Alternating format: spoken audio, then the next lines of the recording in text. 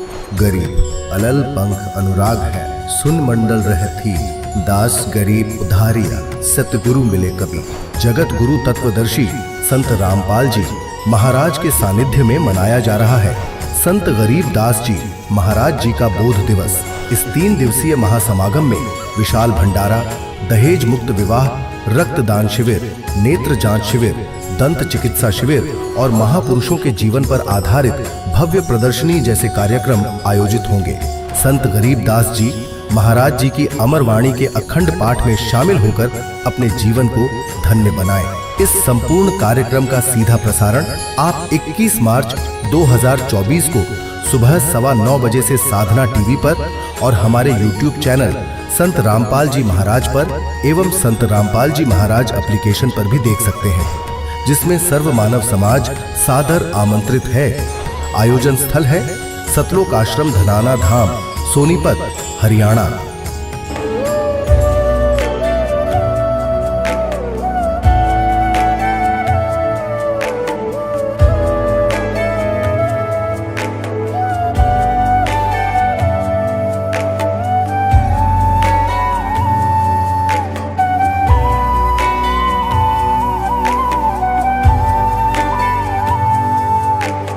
गीता अध्याय 15 के श्लोक 16-17 में 3 प्रभु बताए हैं।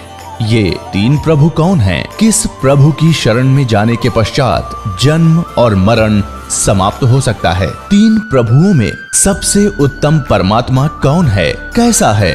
उसका क्या नाम है? इन सभी गूढ़ रहस्यों को जानने के लिए अवश्य सुनिए जगत गुरु तत्वदर्शी संत रामपाल जी महाराज के अमृत वचन। पुण्यात्माओं, इनकी बेवकूफ बातों को सुनकर दास न दुख हो है। और ये मैं ऋषि कब आगे एक तरफ तो कह रहा है कि प्रारब्ध के कर्म तो भोगने पड़ेंगे, फिर कह रहा है कि सुख के अभाव में भी आनंद ही महसूस करना चाहिए। बता कर इनकी अब किसी के पेट में दर्द हो जा है और मारा चिल्लावा बेचारा पड़ा पड़ा और उसको इन्हों कहना तू अब दुख में भी सुख का अनुभव कर। जब वह पीड़ा मिटे गोली दवाई खाने से तो तब वो सुखानुभव कहने तो सुखानुभव हो जाएगा। तो इनके ऐसे विधान है। अब देवताओं के गुरु और राक्षसों के गुरु दोनों का विधान बता दिया, फाइनल हो गया। उधर से स्वामी रामानंद जी भी यही बता रहे हैं। और एक इस कलयुगी महर्षि के 2 वचन और सुना दूं। ये सारे एक के कुएं का पानी था। ये कलयुगी महर्षि दयानंद आर्य समाज प्रवर्तक और इसका फीत ला रखी थी कि सभी वेदों के ज्ञाता। वर्तमान में महर्षि दयानंद जैसा कोई नहीं, हरीश जैसा ज्ञानी मैंने धरती पर नहीं पाया। इतने संतों के विधान देखे पर यू सब तक ज्ञानी किसी भी क्षेत्र में इसका कोई जो है ना स्वस्थ विचार नहीं मिला। अब देखिए इसके विचार। ये सत्यार्थ प्रकाश है इनका पूरे जीवन का अनुभव, जैसा इन्होंने परमात्मा को जाना। अब देखो पुण्यात्मा, इनका इस पोज ने देख के आदमी कटका मर जा। अब बड़ा महापुरुष, इसने तो भगवान ते जमा समाधि लाए बैठा होगा। अब पुण्यात्मा इस तरह के जो बाही दिखावा था हमने बहुत देख रखा था। अब अंदर झांक कर देखेंगे इनने क्या पाया ऐसा कुछ करने के उपरांत। अब देखिएगा इन्हीं का विधान, इनका लिखा हुआ ये सत्यार्थ प्रकाश महर्षि दयानंद सरस्वती। ये संवत 1881 में इनका जन्म हुआ था, सन 1824 में है। और संवत 1940 में यानी 59 वर्ष की उम्र में सन 1883 में इनकी मृत्यु हो गई थी, 59 वर्ष की एज में। ये है सत्यार्थ प्रकाश महर्षि दयानंद जी के पूरे जीवन का अनुभव। इसमें क्या लिखा है कि वेद आदि विविध सदशास्त्र प्रमाणई संवित श्री मत परमहंस परिव्राजक आचार्य। ये तो इसका फीत है आगे की। शुरुआत में नाम तो योड़ा दयानंद है, इससे पहला श्री मत परमहंस परिव्राजक आचार्य महर्षि ईबा नाम तो दयानंद, फिर सरस्वती स्वामी द्वारा रचित। और ये कहां से प्रकाशक है? वैदिक यति मंडल, दानद मठ, दीनानगर, पंजाब से। इसका क्या भाव है? कहने का भाव इनका ये लिख रखा है ना, वेद आदि सदशास्त्रों, यानी वेद और अन्य सदशास्त्रों से निष्कर्ष निकाल के महर्षि दानंद जी द्वारा सत्यार्थ प्रकाश की रचना की गई। अब आम व्यक्ति ने सत्यार्थ प्रकाश को पढ़ना शुरू कर दिया था, वेदों को छोड़ दिया कि इन्होंने सही जाना है और सही निष्कर्ष निकाल कर हमें सिंपल साधारण सी भाषा में दे रखा है, हिंदी में। तो इस सत्यार्थ प्रकाश को शिरोधार्य मान लिया था, ये एक उपनिषद का रूप धारण कर लिया था इसने। दास ने भी इसको इसी दृष्टिकोण से पढ़ा था कि इस महापुरुष के भी वचन यदि परमात्मा के वचनों के समर्थक मिल गए तो बहुत सुविधा मिलेगी मुझे जनसाधारण को भगवान की पहचान बताने में। जब इसको पढ़ा तो इसका तो कहीं पर भी सिर पैर भी ठीक नहीं पाया, और फिर ये जनता के सामने इसकी पोल खोलनी पड़ी, ना तो धोखे में रह जाते।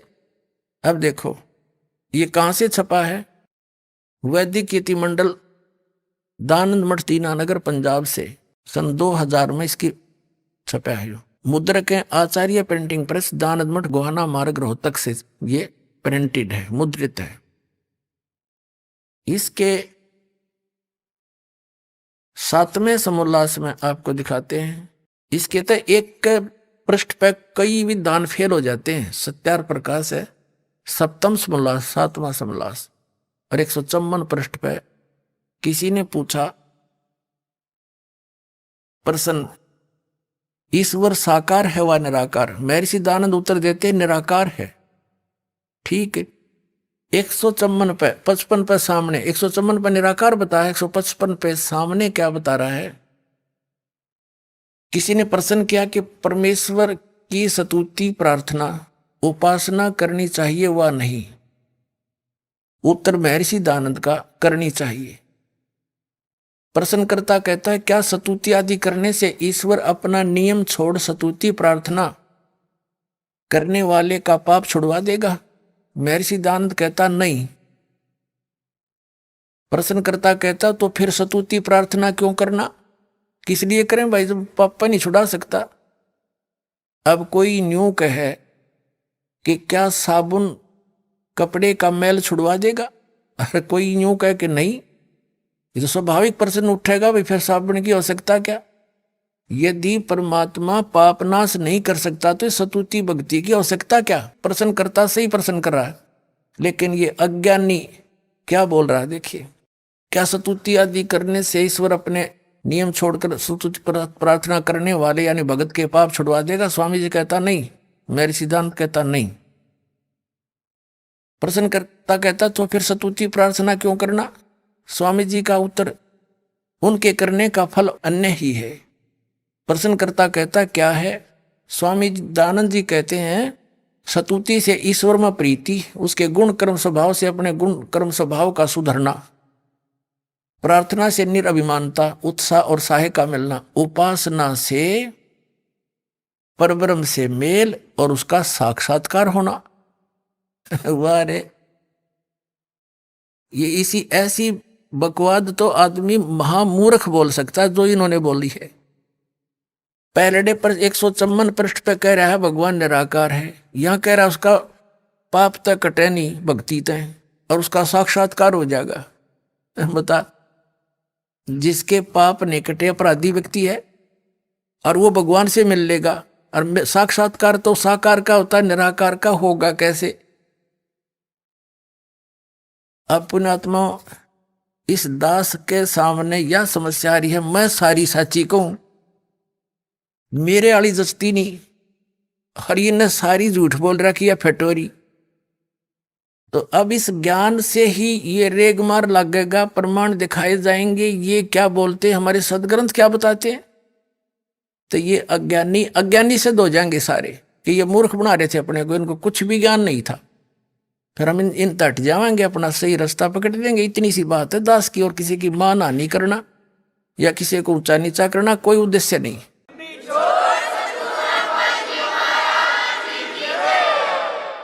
क्योंकि ये दास भी टीचर है और ये भी आध्यात्मिक टीचर कवावा थे। एक अध्यापक ने कोई प्रश्न गलत हल कर रखा है और उसको बच्चे याद कर रहे हैं, दूसरा टीचर आता है, उसका कर्तव्य बनता है कि उस गलत प्रश्न को ठीक करावे ताकि उन बच्चों का भविष्य उज्जवल हो।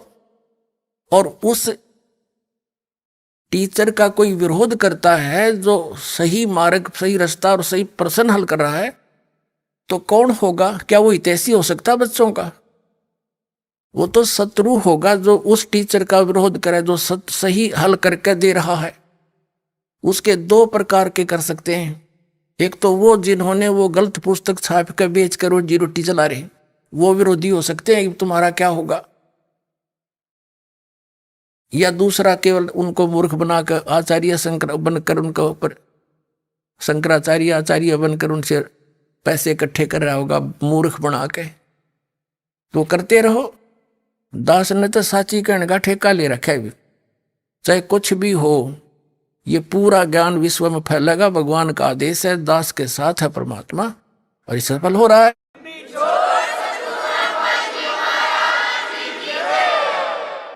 पुण्यात्माओं, पहले तो इसके इस विधान को फेल करते हैं कि राजा यदि पाप माफ कर दे अपराध तो दूने अपराधी हो जाए। जैसे एक बार पंजाब राज्य में नौजवान बच्चे किसी से भ्रमित होकर के और एक मिसगाइड हो गए थे, उग्रवाद फैल गया था।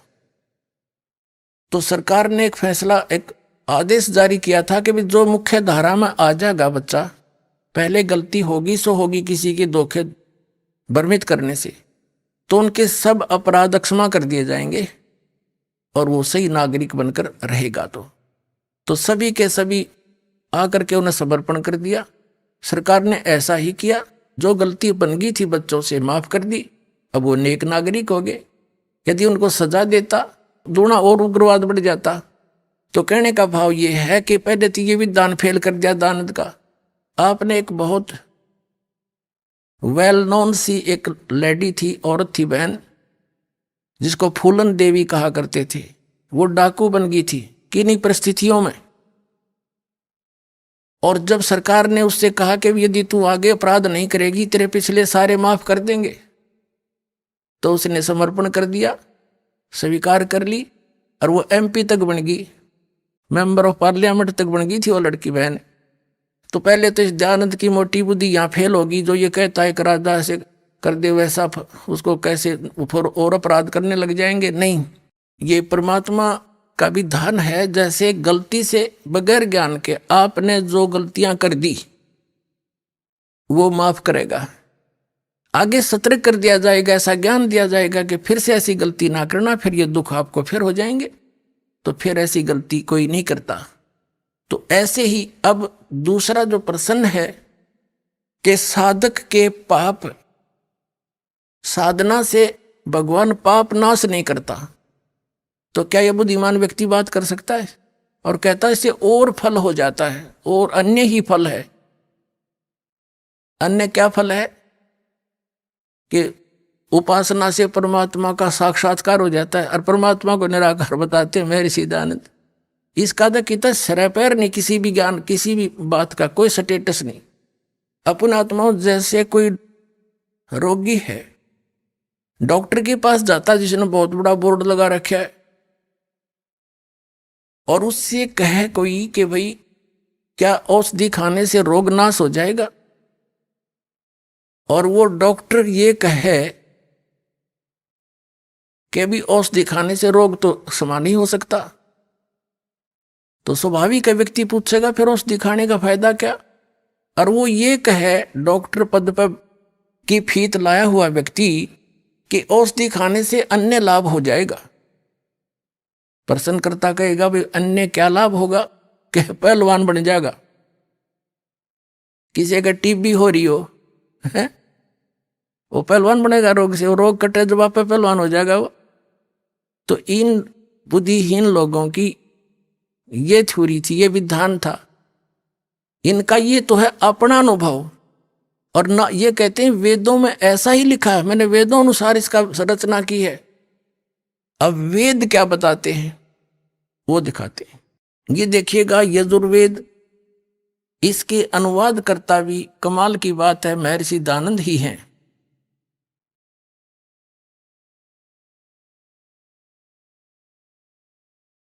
इसके अनुवादकर्ता भी महर्षि दानंद हैं। प्रकाशक हैं सार्वदेशिक कार्य प्रतिनिधि सभा 2/5 महर्षि दानंद भवन रामलीला मैदान नई दिल्ली। 40 अध्याय हैं इस यजुर्वेद के सारे संपूर्ण 40 अध्याय का अनुवाद महर्षि दानंद सरस्वती ने किया है।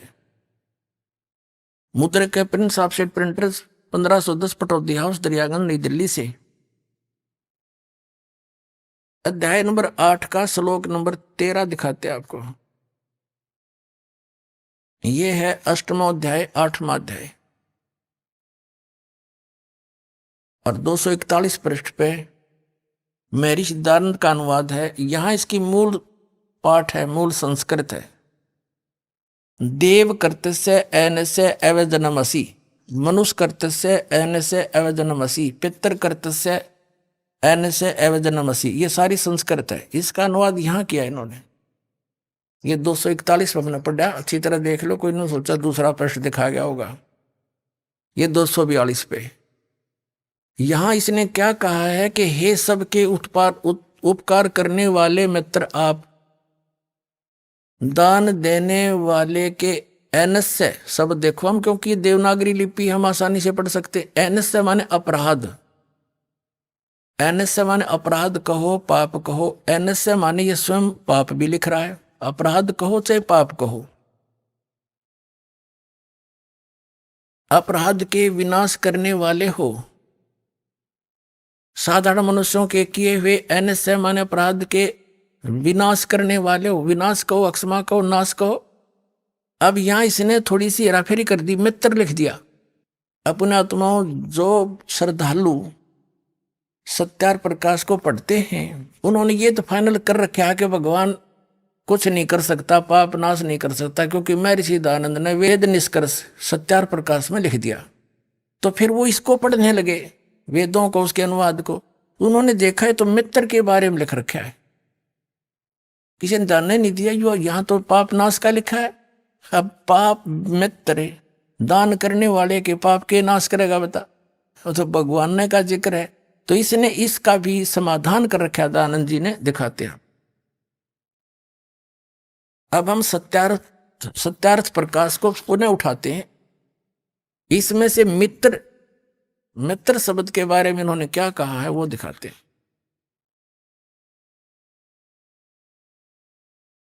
ये वही सत्यार्थ प्रकाश है।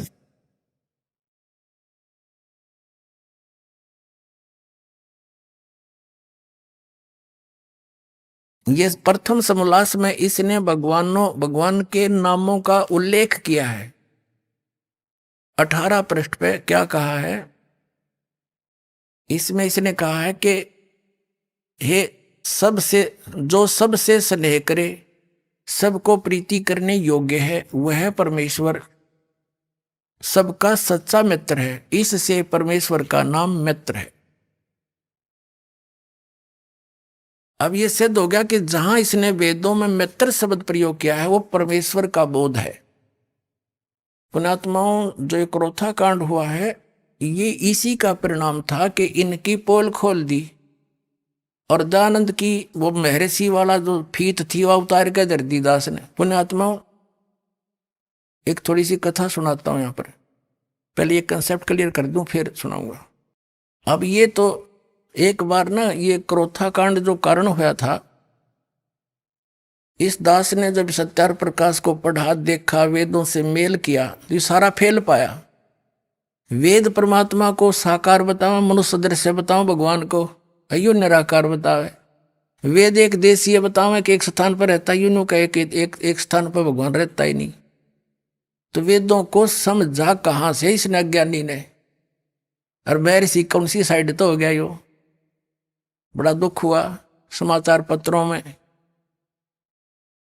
लेख लिखने शुरू किए क्रोथा आश्रम से। वो इनको पता लगा, इनके अनुयायी कहने लगे देखो ये क्या लिख रहा है। उन्होंने सब मेल किया तो उन्होंने प्रति उत्तर दिया कि रामपाल को संस्कृत नहीं आती और ये झूठ बोल रहा है, ये दयानंद के गूढ़ रहस्यों को समझ नहीं रहा। जिस यजुर्वेद अध्याय नंबर 8 के श्लोक मंत्र 13 के विषय में वो कह रहा है रामपाल, उसमें मित्र शब्द लिखा है स्वामी जी ने, भगवान के विषय में नहीं लिखा कि भगवान पाप नाश कर देता है। फिर दास ने फोटो स्टेट करके भेजी और साथ में ये लिखा कि महर्षि दयानंद खुद मित्र सत्यार प्रकाश के प्रथम सोमदास में भगवानों के नामों में से एक मित्र भी कहता है। तो यहां मित्र का अर्थ परमेश्वर ही होता है। अब बुद्धिमान लोग तो समझ गए सचमुच मित्र के पाप नाश करेगा, बता भगवान ने क्या करे। तो कारण ये था कि उन्होंने सच्चाई को दबाने के लिए और कहीं उनके अनुयायियों को भी सच्चाई का पता ना लग जाए, तो इन आचार्यों को, दयानंद वाले इस आर्य समाज के आचार्यों को चंदा मिलना बंद ना हो जाए, इनके सत्यार प्रकाश वेद बिकने बंद ना हो जाए। इसलिए मिसगाइड करने के लिए, जनता का ध्यान पलटने के लिए क्रोथा कांड करवा दिया। क्योंकि दुर्भाग्य इस मुख्यमंत्री का, जो उसी समय जो आर्य समाजी है, हरियाणा का मुख्यमंत्री श्री भूपेंद्र सिंह, ये मुख्यमंत्री बन गया, इनका दाव लग गया, इसके कर्म बिगड़वा दिए, झूठ नरी बोली, जनता को पाप का भागी बना दिया। रामपाल गुंडा है, बुंडा है, वहां ये होता है, फलाना होता है। अब रामपाल ने सिद्ध कर दिया वहां क्या होता था, परमात्मा ने दया करी।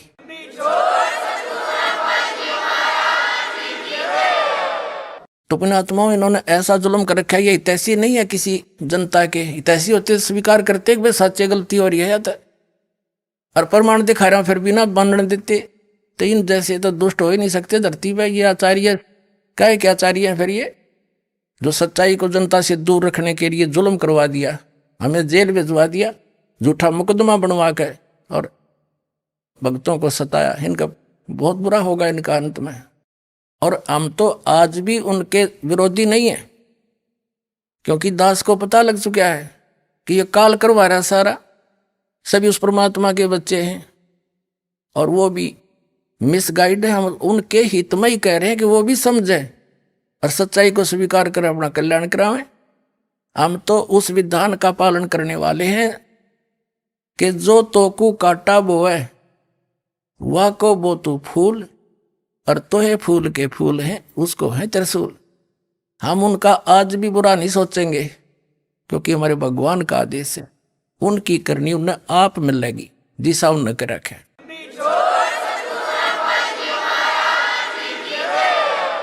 और भगवान के चरणों में आ जाएंगे तो उनका कल्याण उनका भी हो जाएगा, क्योंकि वो सब उसी के बच्चे हैं। इतनी सी बात। अब देखिएगा, अब हम फिर आते हैं यजुर्वेद अध्याय नंबर 8 के श्लोक मंत्र नंबर 13 पर।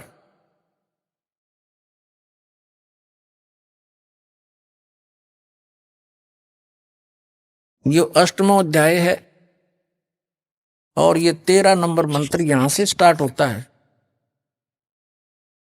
ये 13वां मंत्र है। देव कर्तस्य एन से अवजनवसी, मनुष्य कर्तस्य एन से अवजनवसी, पितर कर्तस्य एन से अवजनवसी, आत्म कर्तस्य अनुष्य ओह अवजनवसी।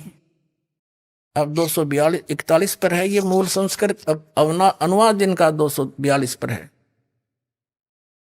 अब क्या बताते हैं कि हे सबके उपकार करने वाले मित्र, महर्षि दयानंद का अनुवाद है। यहां समझो, हे सबके उपकार करने वाले परमेश्वर आप, उन्हीं के शब्दों में प्रमाणित कर दिया सत्यार प्रकाश में कि जहां महर्षि दयानंद ने कहा है कि जहां मित्र शब्द है वो परमेश्वर का ही बोधक है, तो यहां परमेश्वर शब्द पढ़ेंगे। क्योंकि औषधियों के साल्ट को डॉक्टर समझ सकता है कि इन्होंने कहा क्या संकेत किया है। साधारण समझ जाए, फिर टीचरों की आवश्यकता क्या थी गुरुओं की। भाई गुरु बिन काहुन पाया ज्ञान, जो थोथा भूसड़े मूड किसाना। गुरु बिन वेद पढ़े जो प्राणी, समझिन सार रहे अज्ञानी। ये सारे अज्ञानी थे और वेद क्या बता रहे हैं, ये अनुभव क्या लिख गए। अब देखो, अगर ये जरा सी बुद्धि रखता दयानंद जी तो सत्यार प्रकाश वेदों का इसने अनुवाद किया खुद करने वाला, तो सत्यार प्रकाश में सेट कर देता। नहीं, इन्होंने केवल लोक वेद को आधार माना, जिस कारण से वेदों को भी अनदेखा कर दिया। अब इसमें स्पष्ट अपने कर कमलों से लिख रहा है कि परमात्मा घोर पाप भी काट सकता है, वेद ये कहते हैं। और ये सभी ऋषि नकली आपके समझ कर दिया कि प्रारब्ध तो भोगना ही पड़ेगा। और पाप क्या के हो, प्रारब्ध के तो पाप होते हैं जो दुखदायी होते हैं, जो संचित वो तो रखे उनकी तो बाद में लेखा होगा, देखी जाएगी जब होगा। तो अब प्रारब्ध के वर्तमान के पाप से दुख होता है, और पाप कटा तो काटा निकला दुख निवारण है, पाप कट गया तो दुख सुख हो गया, दुख दूर। अब देखो, हे सबके उपकार करने वाले मित्र आप यानी परमेश्वर आप, देव करते से दान देने वाले के अपराध के विनाश करने वाले हो। अवजन माने विनाश, एनस्य माने अपराध के, मनुष्य करते से मनुष्य के साधारण मनुष्यों के भी किए हुए अनुष्य अपराध यानी पाप के विनाश करने वाले हो। अवजनम पितर करते से, पिता करे से बेटा करे, कोई भी सत्साधना करे उसी के, एनस्य माने ये पाप ही लिखना था, अपराध के अच्छी प्रकार दूर करने वाले हो, नाश करने वाले हो। आत्म करते से अपने किए हुए, एनस्य माने पाप के, अवजन माने नाश करने वाले हो, दूर करने वाले को हो चाहे विनाश करने वाले को, इसी की भाषा में वही शब्द है अवजनम। एनस्य एनस्य अधर्म के अधर्म यानी घोर पाप के भी आप नाश करने हारे हो। ओए होए, जानता हुआ मैं जो कुछ भी अधर्म आचरण किया करता हूं या करूं, अनजान पड़ने में भी जो कुछ भी किया करता हूं वह करूं, उस सब एनस्य माने पाप के, ये दुष्टाचरण हटा दिया, पाप के, एनस्य माने पाप के, एन पाप के नाश करने वाले हो। अवजन माने दूर करने वाले हो, नाश करने वाले हो, विनाश करने वाले हो। अवजन माने विनाश। तो यहां इसने ऐसी जगह कुछ है अड़ंगा डाल दिया जो आम आदमी समझ नहीं सका। अब इसमें कर दिया कि मैं अनजानपने में कोई करूं या जानबूझ कर करूं कोई गलती, उसको भी आप माफ करने वाले हो अपने आत्माओं। अब वेद महर्षि दानंद जो है आर्य समाज प्रवर्तक, वेदों को सत्य मानता है कि इसमें जो लिखा है इसके अतिरिक्त मैं मानता नहीं, वेद सत्य है। और इन्होंने इसने पीछे अपना विधान भी लिखा है कि वेद सत्य विद्याओं का पुस्तक है। महर्षि दानंद ने मोहर मार रखी है कि वेद में जो लिखा है वो सत्य विद्या है, सच्चा ज्ञान है। अपने आत्माओं, वेद में तो यहां तक लिख दिया है कि मैं चाहे अनजानपणे में करूं और चाहे जान कर करूं, आप सारे घोर पाप का विनाश कर देते हो। तो खाके इनका ज्ञान है, क्या पढ़े न वेदों को। तो पुण्यात्माओं, दास के साथ इसलिए संघर्ष हो रहा है कि ये दास एकला साची बोला है, अरे झूठ बोलनिया का उड़ नहीं, बिना गिनती के झूठ बोले, जनता ही निराधारित हो रही है। लेकिन परमात्मा का आशीर्वाद है इस दास के साथ, और आपके ऊपर भी न्यारा आशीर्वाद है कि आपका जन्म इस समय है और आपको ये मूल वस्तु मिलेगी, कल्याण होगा।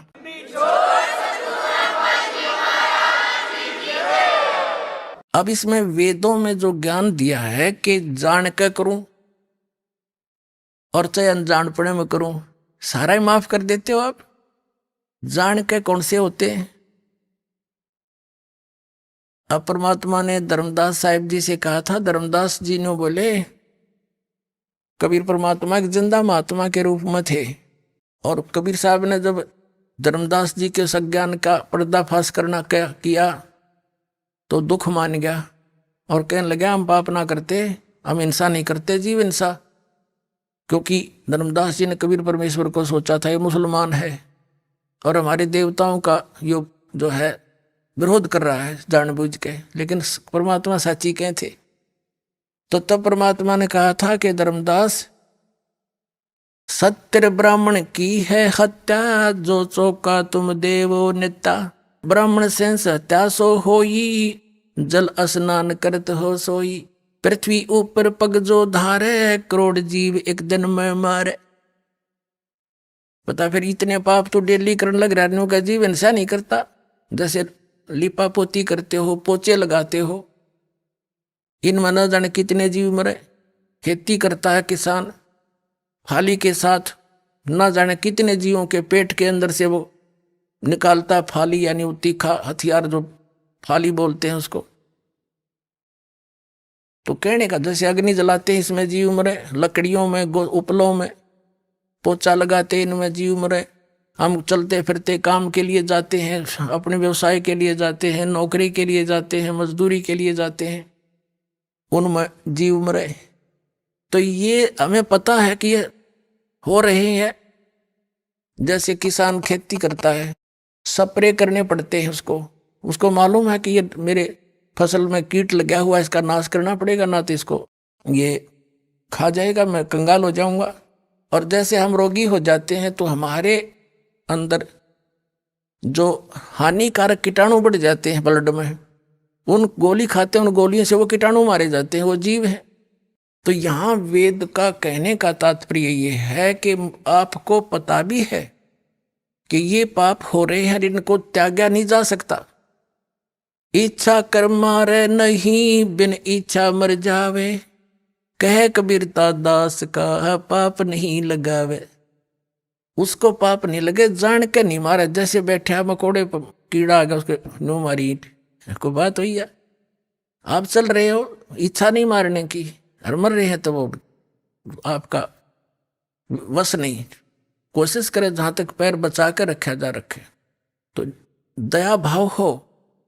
तो इसी प्रकार कहा कि इनके भी, जैसे हम प्रतिदिन कपड़ा पहनते हैं, ये मैला हो जाता है, तो इसका विधान, इसका तरीका बता दिया, भी साबुन और पानी से ही निर्मल भी हो जाता है।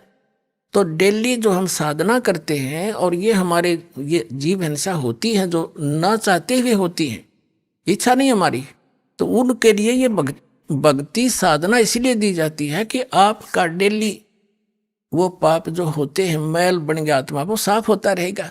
धर्म करवाते हैं, दान करवाते हैं, और बाकी जो संचित कर्म है और प्रारब्ध के जो कर्म है, वो इस सतनाम और सारनाम से आपके नाश हो जाएंगे। जब ही सतनाम हृदय धरो, भयो पाप को नासे, जैसे चिंगारी अग्नि की भई पड़े पुराने घासे। परमात्मा कबीर जी कहते हैं मेरे नाम में इतनी शक्ति है कि जब ही ये सतनाम आपको मिलेगा, आपके पाप कर्मों में, प्रारब्ध के कर्मों में और संचित कर्मों में ऐसे आग लगा देगा, जैसे सैकड़ों हजारों टन सूखे घास में एक माचिस की सीख जला के लगा दी जाए, सबको फूंक कर सभा करके राख बना देगा। और फिर चलेगी तेज आंधी, उसको उठा के पता नहीं कहाँ के कहाँ पटक देगा, फील्ड साफ हो जाएगा। जैसे सूरज के आगे बदरा, ऐसे कर्म छयारे, प्रेम की पवन करे चतुमंजन, फिर झलके तेज नयारे। कहते हैं फिर इस ज्ञान से, भगवान की भक्ति से, सिमरन से आपके पाप हल्के हो जाएंगे।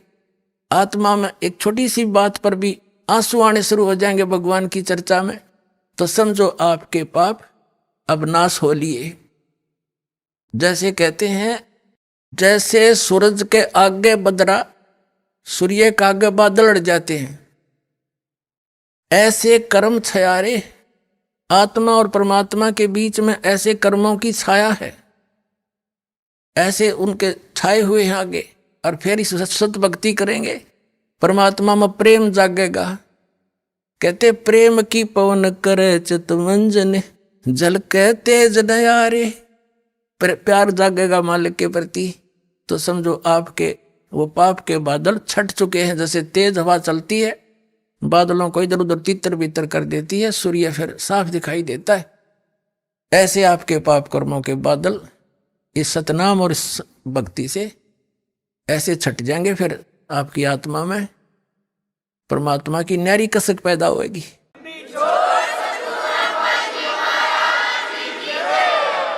और कहते हैं बिना प्रेम पावे नहीं, चाहे करोड़ समाधि ला।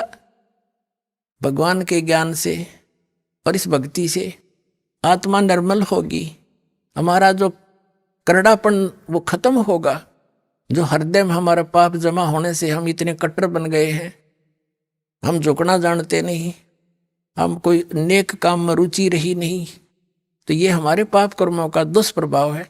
पाप कट जाएंगे फिर आप कति निर्मल आत्मा हो ही। ये तड़ंगा अड़ा दिया काल ने, हमें बुरे बना दिए, बुराई खत्म होगी, हम भक्त बन जाएंगे। अपने आत्माओं ये जितने भी संत ऋषि महर्षि आचार्य और शंकराचार्य, अब इनके ज्ञान से देखो पुण्यात्माओं, कबीर साहब कहते हैं खरना होवे के हरि कब हूं, सिंह की खाल उड़ाए। यदि गधे को शेर की खाल उड़ा दे, वो शेर नहीं बन सकता, सिंह नहीं बन सकता। एक समय एक कुम्हार ने गुस्ताखी बाही, उसने एक बदमाशी सूझी अपने गधे पे, और शेर की कोई खाल पा गई, सिंह की, उसने लाइन की, उसने ठा लिया साफ सूफ करके और अपने गधे पर डाल दी उसने, और रात्रि में गधे ने छोड़ दे खेतों में। अब गधा अच्छी बड़ी बड़ी खेती को खावे, रखवाले जा निकट तो देखे तो शेर आ गया, वो छोड़कर अपने स्थान को भाग गया, वहां गांव में शेर आ गया, शेर आ गया। अब कोई ना जाओ उन खेतों में रात्रि में, सुबेरे वक्त से वो पकड़ दिया, वो अपने घर ने खाल उतार कर रख दे, सारा दिन काम ले, और अच्छा खच्चर बन गया गधा, खूब खा खा खेती के। अब किसी ने एक दूसरे कुम्हार को पता लगा कि भाई शेर खेती तो ना खाया करे, और उसके सामने उसने सोचा गांव में आया भी मैं उस शेर ने तो मैं पहचान दूंगा, उस शेर की परख करते हैं, शेर है कुछ और। तो उसने कहा भी शेर, गांव वाले कहने लगे भाई शेर है, हम आंखें देखने लग रहे, सिंह है वो तो जुमा बब्बर केरी है। वो कुमार बोला भाई इसकी परीक्षण करता हूं मैं, मेरा साथ दो। गांव वाले कहने लगे हम ना जा भाई, रात में वहां तो शेर आता है। वो कहने लगा तुम ऊपर चढ़ दियो वृक्षों पर और मेरे साथ चलो। वो 10-20 व्यक्ति उन खेतों के आसपास दूसरी साइड में जिधर वो शेर था, चांदनी रात थी, दूर तो दिखा उतरता, वहां पर खेती खाता हुआ, गेहूं बाजरा जो भी उसमें फसल थी। कुम्हार ने 3-4 गधे ले गया अपने, और वो दूसरी दूर खड़े कर दिए। उन्हें सोची कदे शेर होगा तो भाई अपना देखी जाएगी, का गधे ने खा लेगा और क्या होगा। और बाकी चढ़ गए वृक्षों पर। अब थोड़ी सी देर में वो गधे जो अन्य ले गया था कुमार, वो लाग गया अपनी बोली बोलन, हु। वो नकली शेर कभी उठी हुआ हो सी, वो भी ला गया हो चुका। वो उड़े आ लिया थोड़ी देर में उन्ने के पास में, और वह खाल उतर गई, भाग्या दौड़ा, वो खाल उतर गई नीचे, गधा का गधा। वो को मार पीटा, एक तो न मारा नाश कर दिया, निकम्मे हम डरा और दिए, या खेती तो खाई सो खाई। तो पुण्यात्माओं कबीर परमात्मा कहते हैं खरना हो वह के हरी कब हूं, सिंह की खाल उड़ाए। ये मैं ऋषि नाम धरण तो मैं ऋषि हो जाएंगे। अब शेर की और गधे की बोली से पता लगे है, तो उनकी बोली में बोली मिली सारे की, तो पता लग गया शेर की बोली ऐसी होती है, गधे कैसी होती है। तो महर्षियों के विचार ये होते हैं जो वेद विरुद्ध हो। तो पुण्यात्मा इनकी वह खाल उतार दी दास ने, ये दिखा दिए किसे महर्षि थे।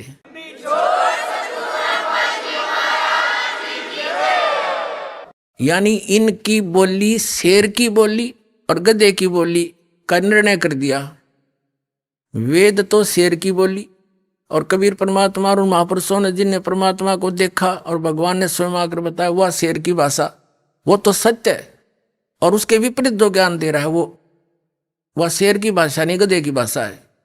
शास्त्र विधि को त्याग कर जो मनमाना आचरण करते हैं, गीता अध्याय नंबर 16 के श्लोक 23-24 में कहा है, उनको ना तो सुख हो, ना उनकी गति हो, ना कोई सिद्धि प्राप्त हो। इसीलिए तो भक्ति करते हैं। फिर और भक्ति करते किस लिए?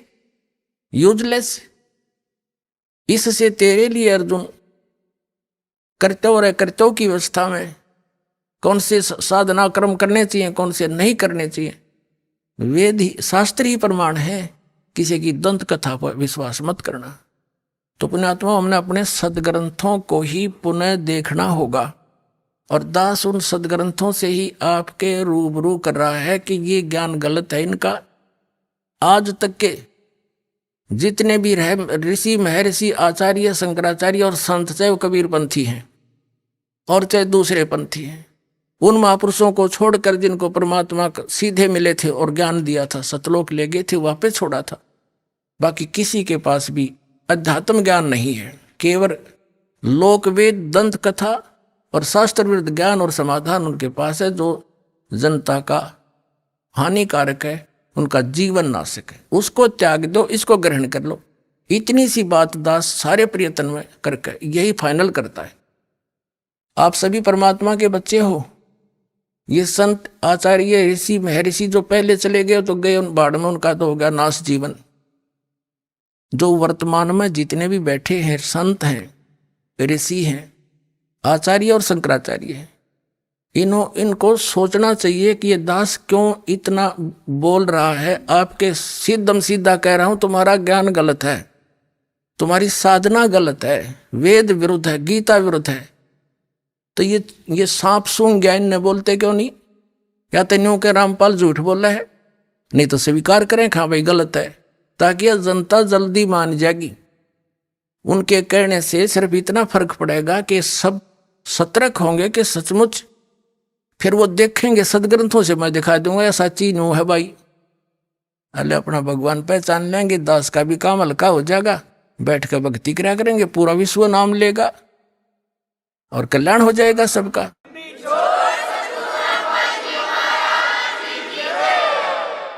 पुण्यात्मा, वो संत, वो ब्राह्मण जो दुखी था, कई संतों के पास भटक कर महर्षि रामानंद स्वामी के पास आया था। उन्होंने भी पहले अपनी जंतर मंत्र बताए थे उसको, और फिर अंत में कह दिया था कि आपके प्रारब्ध का कर्म है, यो भोगना पड़ेगा। और परमात्मा ने टोक दिया उनको कि स्वामी जी, यदि साधक को अपने पापों का कर्म ही भोगना पड़ गया तो भक्ति की क्या आवश्यकता रही। तब मैं उस स्वामी रामानंद जी महर्षि ब्राह्मण ने कहा था कि बच्चा, ये तो वेदों में यही प्रमाण है और पुराणों में भी यही प्रमाण है, सभी ऋषि महर्षि यही कहते हैं कि किया हुआ कर्म तो भोगना ही पड़ेगा। अब जैसे एक उदाहरण रह गया बीच में, जैसे बृहस्पति जी ने कहा है कि भाई दुख में भी सुख का अनुभव करना चाहिए, बस प्रॉब्लम सोल्व होगी। कोई बात है यार। एक बड़ा विद्वान पाक रहा था और पिंडारा, जींद के पास एक पिंडारा गांव है, वहां पर आदरणीय गीसा दास साहिब जी के अनुयायी संत रहते हैं। 2 आश्रम बना रखे उन्होंने, उनमें से एक ने सत्संग करवा रखा था, वहां पर काफी वक्ता बुला रखे थे और ये दास भी वहां एक श्रोता रूप में विद्यमान था। क्योंकि वो संत किसने मानना है, लाल कपड़े हो, दाढ़ी बढ़ा रखी हो, माला गाल रखी हो या वैसे मूंड मुड़ा रखा हो। तो उनका एक स्टेज सी ला रखी थी, तख्त डाल के 5-4 तख्त लगा कर उनके ऊपर बैठे थे वह 10-12। तो उनमें से एक उनसे हटकर कुछ ज्ञान दे रहा था। वो क्या कह रहा था कि आत्मा परमात्मा का स्वरूप है और जो भी कष्ट शरीर को होता है ये प्रारब्ध का होता है। तो वो आत्मा को कष्ट नहीं होता, वो तो शरीर को होता है। और हम अज्ञानता के कारण हम अपने को कष्ट मान लेते, इसलिए दुखी होते। जिस दिन आप ये मान लोगे कि जो दुख तुम्हें है ये शरीर का किया हुआ दंड है, ये शरीर को कष्ट आत्मा को थोड़ा ही है, उसी दिन आप सुखी हो जाओगे। अब उसने 2-3 पहले दिन ये वचन करे तो सारे भगत जो श्रोता थे उसके प्रभावित हुए, वाह वाह बड़ी अच्छी बात बताई। तो अन्य श्रोता डिमोरलाइज हो गए, अन्य वक्ता जो उसके साथ बैठे थे वो काफी डिप्रेस हो गए। भाई ये बोले ये तो सारे इसके पीछे लग लिए। ज्ञान तो नबी शायद था, दूसरा नबी वो थोड़े से हटकर कुछ अटपट कर रहा था, कुछ उसकी महिमा बताई जा रही थी कि बड़ा विद्वान है, 4 विषय का आचार्य है। तो आम व्यक्ति और प्रभावित होता था। इन संस्कृत के बोलनिया दिन में फंस रहे थे हम अभी तक। आइए अब हम उन श्रद्धालुओं के अनुभव जानते हैं जो जगत गुरु तत्वदर्शी संत रामपाल जी महाराज जी से दीक्षा प्राप्त कर चुके हैं तथा उनके द्वारा बताए गए भक्ति मार्ग पर चल रहे हैं। नमस्कार जी। सर साहिब जी। क्या नाम है जी आपका? ममता साहू। ममता जी आप कहाँ से हैं? छत्तीसगढ़, जिला दुर्गा, गांव चीचा से। संत रामपाल जी महाराज से नाम दीक्षा आपने कब ली? 2016 को 7/2/2016। संत रामपाल जी महाराज से नाम दीक्षा लेने से पहले आप क्या भक्ति साधनाएं करती थी? सदगुरु रामपाल जी महाराज के शरण में आने से पहले मैं सभी देवी देवताओं की भक्ति साधना करती थी। परंपरागत तो करती ही करती थी। 7 साल तक से हर गुरुवार तक से मैं साईं बाबा का उपासना की हूँ। 3 साल तक से शिव भगवान का हर 16 सोमवार उपासना की हूँ। पक्ष में एकादशी आती है उसे भी की हूँ। इतनी भक्ति साधना करती थी। जैसे कि आपने बताया कि आप बहुत ज़्यादा कठिन साधक रहे हैं, आपने बहुत ज़्यादा भक्तियाँ करती थी, तो फिर संत रामपाल जी महाराज जी से नाम दीक्षा आपने ली, उनकी शरण में आप गई, उसका क्या कारण बना? कबीर साहब का वाणी है, दुख में सुमरन सब करे, सुख में करे न कोई, जो सुख में सुमरन करे तो दुख काहे को होए। मैं इतनी दुखी थी, इसीलिए मैं सभी देवी देवताओं की शरण में गई। मैं मेला हाट में जाती थी तो वहाँ से पुस्तक ले आती थी, उनके अनुसार मैं अच्छी लगती थी, उसके अनुसार मैं भक्ति साधना करने लग जाती थी। मुझे परेशानी ये थी, भूत प्रेत का बाधा। जैसे मैं सोती थी तो मुझे मेरे गला को दबाती थी। मैं चिल्लाना चाहती थी तो चिल्ला ही नहीं पाती थी, और मैं उठना चाहती थी तो उठ ही नहीं पाती थी, मेरे शरीर चल ही नहीं पाती थी। ऐसा 2007 से 2016 तक से ऐसा मेरे ज़िंदगी में हुआ। मेरे दोनों पैरों में इतना दर्द था जैसे कि 2 किलो मिट्टी को घोल दिया जाए, घोलने के बाद उसमें लेपन किया जाए और सूखने के बाद कितना दर्द पड़पड़ाहट टाइप से होता है वैसे दर्द मुझे होने लगा। फिर मैं चलती चलती गिर भी जाती थी और मेरे सर में इतना दर्द था मानो कांटा चुभ जाए, उसमें पीत मवाद भर जाए। उसी तरह मेरे सर में इतना दर्द था मानो कि 5 किलो पीत मेरा सर में भर दिया गया है। जैसे मैं झुकती थी तो इतना रोती थी बहुत ज़्यादा। जब मैं खाना खाती थी, खाना को मैं चबा ही नहीं पाती थी, इतना दर्द। मैं 2007 से लेकर 2016 तक ये कष्ट भोगी। मुझे इतना परेशानी थी, मेरे कमर में इतने दर्द थी कि मैं 5 सोनोग्राफर कराई हैं। उसमें बताए हैं डॉक्टर लोग कि आपकी बच्चेदानी में सूजन है। उसके अनुसार मैं दवाई चलाई, डॉक्टर के पास इलाज पूरा 5 साल तक से करवाई, पर किसी से राहत नहीं मिली। और भूत प्रेत का बाधा था तो मैं अपने पतिदेव को कहती थी कि मुझे तांत्रिक के पास ले जाओ, तो उन्होंने ले जाते थे तो उसकी माँ मना करती थी। तो मेरे घर में अगर तुम्हें रहना है तो कोई ओझा तांत्रिक के पास आपको नहीं जाना है, न ही तुम्हारे पीहर वाले मेरे घर आएंगे, न ही तुम अपने पीहर जाओगी, तब मेरे घर में रहो। तो वो लोग न इलाज करा रहे थे, न मेरे मैके नहीं भेज रहे थे। इसलिए एक पागल को मैं देखकर मेरे मन में प्रेरणा हुई कि मैं भी एक दिन पागल हो जाऊंगी। न तो ये लोग इलाज करा रहे हैं, न मुझे इलाज करवाने दे रहे हैं। इसलिए मुझे मजबूरन होकर मैं उसे डिवोर्स दे दिया और मैं अपने पीहर में आ गई। तो मैं अपना इलाज के लिए ओझा तांत्रिक 44 मैं लिख कर रखी हूँ, 44 ओझा तांत्रिक के पास मैं गई। मैं ईसा मसीह में जुड़ी थी, क्योंकि इसीलिए मैं जुड़ी कि मैं इतना दुखी थी इसीलिए। तो एक भैया ने कहा, दीदी वहाँ सबका भूत प्रेत भाग जाते हैं, तुम भी चलो। ऐसा कर मैं अपने भूत भगाने के लिए ही ईसा मसीह में जुड़ी थी। वहाँ प्रार्थना करवाई जाती थी, सबके प्रार्थना करने से सबके तो भूत नाचती थी और उधर क्या क्या बोलती थी। मेरे भूत टस का मस नहीं होता था और वो विनती कराने वाले बोलती थी कि आओ इधर आओ, ऐसे कर और बाइबल एक पुस्तक रखना, और तुम्हारे दोनों पैरों में बहुत बड़ा बला है और तुम्हारे सर में और बला है और 3 है, वो धीरे धीरे कट जाएगी, तुम कंटिन्यूस आते रहना। मैंने बोली हाँ। एक ओझा तांत्रिक ने बताया कि बेटा आपका मतलब जो ओझा तांत्रिक ने कर दिया है वो बहुत लंबा हो गया है, इसलिए 6 महीना लगेगा। तो मैं घर वाले से मैं पूछ कर आती हूँ दादाजी, ऐसे बोली। तो फिर मैं इस बात को रखी मेरे बाबूजी के पास। मेरे बाबूजी ने मना कर दिया, कहा तुम तो ऐसी ही करती रहती हो। तो मैंने सबको ऊपर का घाव दिखाई देता है, अंदर का नहीं दिखाई देता। तो मैं तो अंदर से घुट घुट कर रह रही थी ना, इसलिए मैंने सोचा कि मैं ही बिना बताए चली जाती हूँ। ऐसा कर कर मैं डोंगरगढ़ जा रही थी, बमलेश्वरी माता के पास गई और वहाँ से राजनांदगांव में उतर गई ओझा तांत्रिक के पास गई, जो 6 महीने थे आपका इलाज चलेगा तब ठीक होगा, ऐसा कहा था। तो मैं वहाँ चली गई और मेरे बाबूजी को कॉल किया, बाबूजी आपने तो मेरा साथ नहीं दिया, इसलिए मैं ओझा तांत्रिक के पास जा रही हूँ, 6 महीने के बाद ही वापस आऊँगी। उसने फ़ोन में बहुत गाली सुनाई, मैंने फ़ोन काट दी। फिर मैं वहाँ चली गई, फिर मेरा वहाँ रही 44 दिन तक से मैंने लिख कर रखी थी। वहाँ मेरे कंटिन्यूस ओझा तांत्रिक सुबह शाम फूक झाड़ करते रहे, वहाँ ऐसा कुछ नहीं हुआ। 44 दिन हुआ तो मैंने बोला दादाजी अब मैं घर वापस जा रही हूँ, यहाँ तो कुछ भी आराम नहीं हो रहा। उसी तरह मैं घर जाने वाली ही थी, उसकी दादा जो तांत्रिक था उसका पत्नी मतलब बीमार थी, तो मैं 44 दिन तक से रही उसके घर। तो मैं उसका मुफ्त में उसके घर के खाना खाई हूँ ना, इसलिए मेरे प्रेरणा जगी। मुझे मुफ्त में इसने खाना खिलाया, जगह दिया, तो मेरा भी फर्ज बनता है इस दादी का मैं देखभाल करूँ, ठीक हो जाएगी तो मैं अपने घर चली जाऊँगी। ऐसे प्रेरणा बनी तो मैं रुक गई तो उसे मुँह का लकवा मार दिए थे दादी जी को। फिर वो बीमार पड़ गई, 14 दिन तक से खाट में रही, फिर उसकी मृत्यु हो गई। फिर उसकी मैं उसी दौरान उसकी मैं सेवा की थी। उस सेवा से खुश होकर दादाजी ने अपना बेटी समझकर मुझे 7 साल तक से अपने घर में रखे और जितने अपने जानकारी में है ओझा तांत्रिक के पास मुझे लेकर गए इलाज के लिए, पर कहीं राहत नहीं मिला।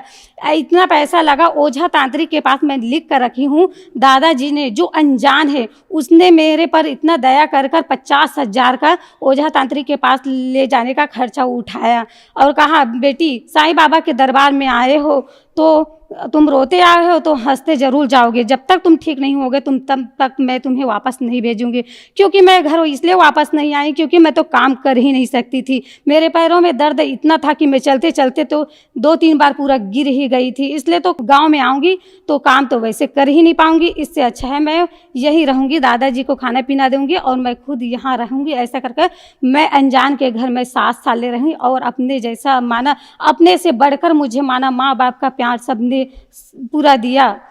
तो अब वहाँ भी ठीक नहीं हुआ। साईं बाबा मुझे सुबह उठाते थे क्योंकि मैं 1 घंटा तक से मैं उसकी पूजा करती थी और संत रामपाल जी महाराज जी का दादाजी मतलब सत्संग देखते थे। मैं साईं बाबा का उपासना करने जाती थी, आरती करती थी। तो फिर मेरे आत्मा में आवाज़ आई, ये मतलब सियाना अवस्था है, दादाजी जी देख रहे हैं, मैं नहीं देख रही हूँ। क्योंकि मुझे लगाव था 7:30 बजे ही दंगल चलने में जय जय बजरंग बली आता था, 8 बजे रामायण आता था, मैं उससे ज़्यादा देखती थी, इसलिए मुझे देखने का समय नहीं मिलता था। और दादाजी संत रामपाल जी महाराज का मतलब सत्संग देखते थे तो मुझे बहुत गुस्सा आता था। फिर क्या सियान आदमी है, देखने दो, ऐसा कर मैं फिर वो चैनल को मैं ला दी, वो देखते रहे। फिर एक उसका भतीजा था दादाजी का जो सतगुरु रामपाल जी महाराज से नाम दीक्षा लिए थे, उन्होंने बताया कि ममता तुम्हारी मतलब जो भूत प्रेत का बाधा है वो संत गुरु रामपाल जी महाराज से ही छुटकारा होगा, साईं बाबा को आपको छोड़ना होगा। ऐसा नहीं होगा, मैं कभी नहीं छोड़ूंगा अपना साईं बाबा को। मैंने 7 साल तक से भक्ति की हूँ और मुझे क्या हुआ, मेरे दुख दर्द दूर नहीं हो रहा है तो देवी देवता को भी अपना दुख कर्म का फल भोगना पड़ता है, तो मैं भी भोग रही हूँ। क्योंकि मैं श्रीमद् भागवत और धार्मिक पुस्तक पढ़ती थी, इसलिए मुझे ज्ञान था जैसे इंसान अपना कर्म करते हैं उसके अनुसार तो प्राणी को अपना फल भोगना ही पड़ता है। ऐसा कर मैं अपने दुख को सहती थी। तो क्या हुआ एक दिन कि ठीक है, अगर तुम्हारे कबीर साहब, क्योंकि कबीर साहब का मैं केवल फोटो देखी थी, उसका जन्म चरित्र के बारे में कुछ भी नहीं जानती थी, कैसे हैं कैसे कुछ भी हिस्ट्री उसका नहीं जानती थी। तो मैं कहा ठीक है भैया, अगर आपके कबीर साहब पूर्ण परमात्मा होंगे तो मुझे ठीक करके दिखाए तो मैं जानूंगा कि पूर्ण परमात्मा हो। मैं बहुत मजाक करती थी। एक संत को, एक कबीर साहब को, जो ब्रह्मा विष्णु मैं 3 लोक का मालिक है, उसे तो नहीं बताते, एक कबीर साहब को भगवान बताते हैं। ऐसा करके मैंने चैलेंज किया तो ठीक है ममता, ऐसा कर बोला। वैसे तो मुझे रोज 2007 से लेकर 16 तक से मुझे भूत प्रेत का बाधा था, रोज गला को दबाती थी। तो मैं सोची ठीक है ऐसा कर और बोला सत्साहब कर सोना और जय बंदी छोड़, ऐसा कर तो मैं वैसे सो गई।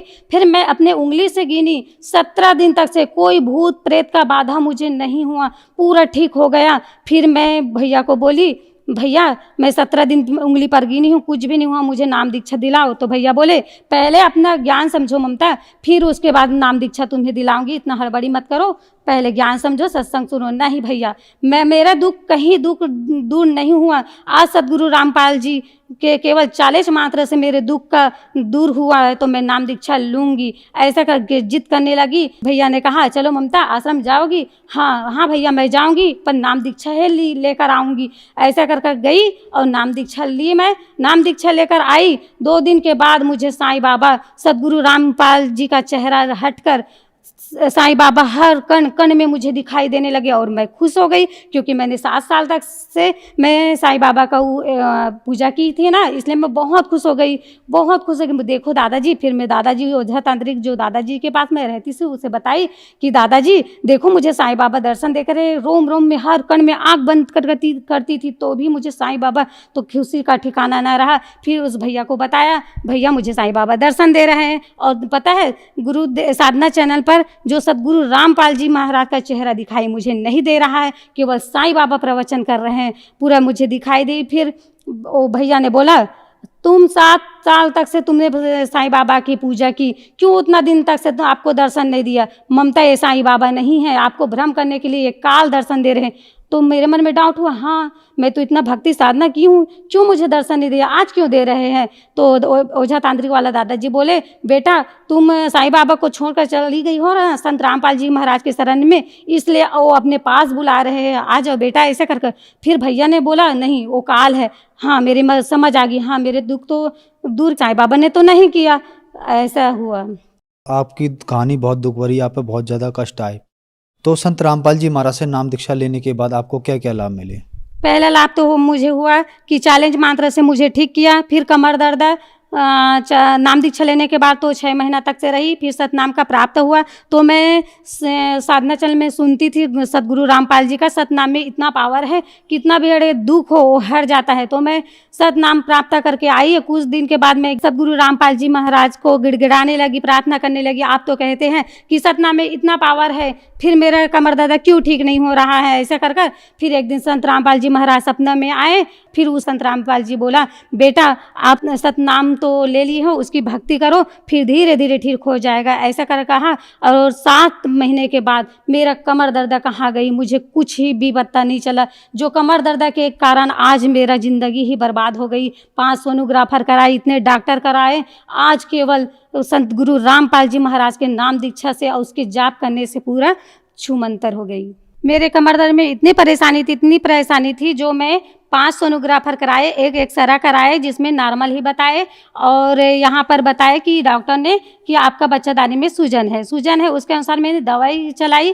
पूरे 2007 से लेकर 16 तक से ऐसा कुछ भी नहीं हुआ, कहीं पर आराम नहीं हुआ। सदगुरु रामपाल जी महाराज के नाम मात्र से, उसके जाप करने से मेरे कमर दर्द ठीक हो गए। मेरे इलाज कराने में सारा पैसा तो उसी में चला गया, और मैं 7 साल तक से दादाजी घर रहने के कारण मैं कुछ भी काम करती नहीं थी और नहीं कर पाती थी, इसलिए मेरे पास कुछ पैसा नहीं था। फिर वो परमात्मा की ऐसी दया हुई, ऐसे दया हुई, भक्ति करते करते मैं अपने पीहर में रहती हूँ, तो मेरे पास घर कहाँ से होंगे? तो परमात्मा की दया से आज मैं 2 रूम का पक्का का, वो भी पक्का मैंने मकान बना चुकी हूँ। और परमात्मा की दया से आज मैं बैठ कर 2 साल तक से मैं खा सकती हूँ। इतना धन मुझे दिया है परमात्मा ने। और मैं भिलाई में हॉस्टल में काम करती हूँ, तो परमात्मा ने ऐसी कृपा की है मुझ पर। जो दर्शक आज आपको टीवी पर देख रहे हैं, खास करके जो लोग दुखी हैं, महिलाएं दुखी हैं, उनके लिए आप क्या कहना चाहेंगे? क्योंकि आप भी बहुत एक जीता जागता उदाहरण है उनके लिए।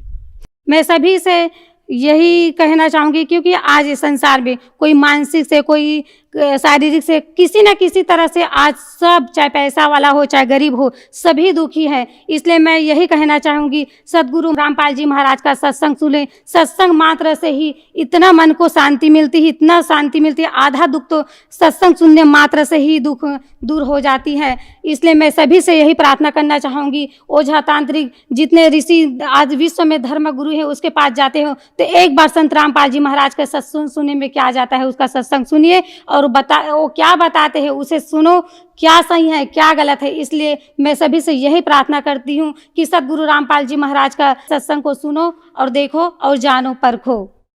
संत रामपाल जी महाराज से नाम दीक्षा अगर कोई लेना चाहता है तो कैसे ले सकता है?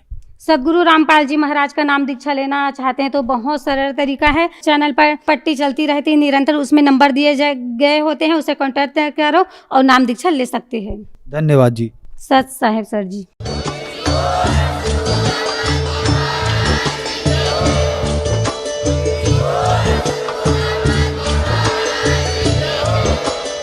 आप सुन रहे थे जगत गुरु तत्वदर्शी संत रामपाल जी महाराज जी के मंगल प्रवचन। अधिक जानकारी के लिए विजिट कीजिए हमारी वेबसाइट www.jagatgururampalji.org। संत रामपाल जी महाराज जी के शुभ आशीर्वाद से पूरे विश्व भर में 500 से भी ज्यादा नाम दीक्षा केंद्र हैं, जिन पर संत रामपाल जी महाराज जी द्वारा ऑनलाइन निशुल्क नाम दीक्षा दी जा रही है। अपने नजदीकी नाम दीक्षा केंद्र का पता करने के लिए संपर्क करें 8222880541।